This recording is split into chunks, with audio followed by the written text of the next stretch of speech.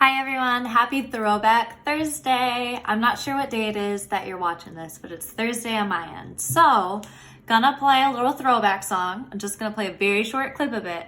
If you know it, comment in the comments below. You can guess the song and the artist. So let's hear it. Again, it's a short clip.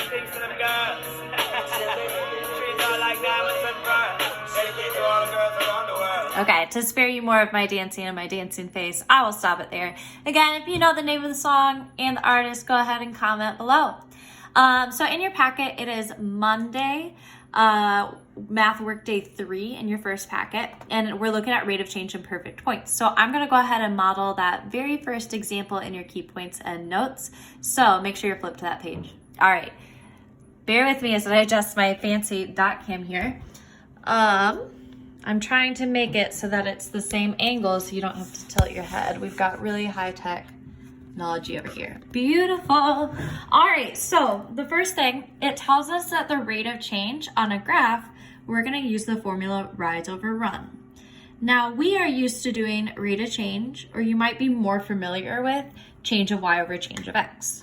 Well, rise over run is really the same exact thing, because when we think about our y-axis, when I'm trying to figure out the change of my y-axis, I'm looking at my vertical change or my rise. When I'm looking at my change of x, that's along my x-axis, that's a horizontal change, and that's why we call that run.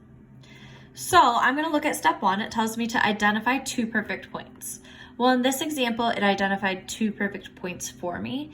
If they weren't already identified, I would want to look at where do the grid lines intersect exactly with two whole numbers. So I have my two perfect points.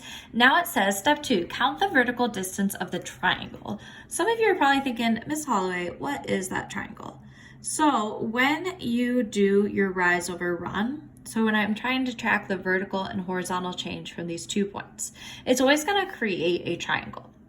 This allows me to easily count my vertical change and my horizontal change.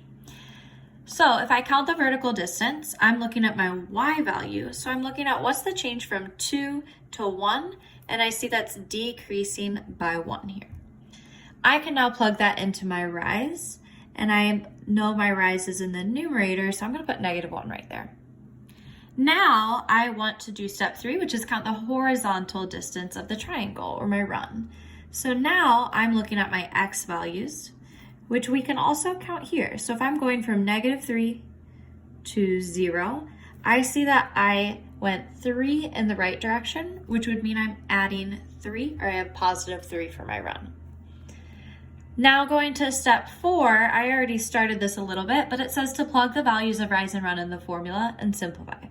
I already have -1 as my rise. I'm gonna insert 3, +3 for my run. And I see that -1/3 is already simplified.